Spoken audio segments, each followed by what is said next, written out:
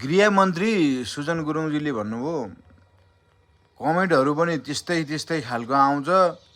हरेक ठाउँबाट खुट्टा तान्ने प्रविधि भन्दा बाहेक छैन। देश सम्हाल्नु कि जनताका मुख थुन्नु कि के गरेर गर्ने हो जस्तो कुरा गर्नुभयो। अलि उहाँमा कम्पिटेन्ट राम्रोसँग अब के गर्ने भन्ने कुरा चाहिँ गाह्रो भएको जस्तो भयो होइन। कुकुर भुक्दै गर्छ, हात्ती लम्किँदै गर्छ। टिओबीको आरा जसले सदनमा आरा लगाए पनि त्यो कुकुर हो होइन, त्यो भुकि नै रहन्छ। त्यस्तो कुकुर भुक्यो भन्दैमा हात्ती कहिले पनि आत्तिनु हुँदैन, आफ्नो गति छोड्नु हुँदैन, लम्किनै रहनुपर्छ। त्यस्तो कुकुरहरू त कति भुक्छ। कुकुरले टोक्न आयो भनेर कुकुरलाई टोक्न जाने होइन, धैर्यताको साथ खडा भएर सामना गर्नु सक्नुपर्छ।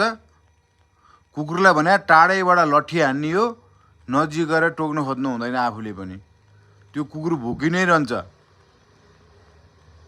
सदनमा धेरै आरोपहरू लगाए नि, भ्रष्टाचारलाई किन थुन्न लागेको, भ्रष्टाचारलाई कारबाही किन गर्नु परेको भनेर एउटा बाँदरले भन्यो नि,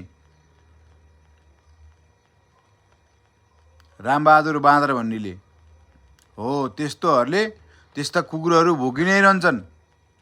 टेन्सन लिने होइन, टेन्सन लेने नै टेन्सन दिने का हुन्छ नि एउटामा, टेन्सन लेने का नै टेन्सन दिने का। यिनीहरूलाई टेन्सन दिने हो, टेन्सन लिने नै होइन।